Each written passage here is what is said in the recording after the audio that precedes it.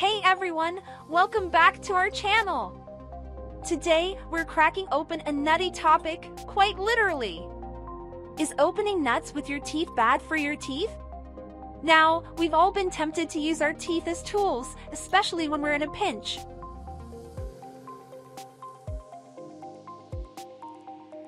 Nutshells can be incredibly hard and can cause serious damage to your enamel, the protective outer layer of your teeth. This can lead to chips, cracks, and even fractures. Dentists often see patients with dental injuries caused by using teeth as tools. Repairing these damages can be costly and sometimes painful. Instead, always use the right tool for the job. Nutcrackers are specifically designed to handle the tough shells and keep your teeth safe. Remember, taking care of your teeth is crucial for a healthy smile.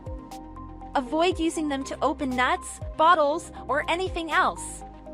If you found this tip helpful, give us a thumbs up and don't forget to subscribe for more dental health tips. Thanks for watching and keep smiling!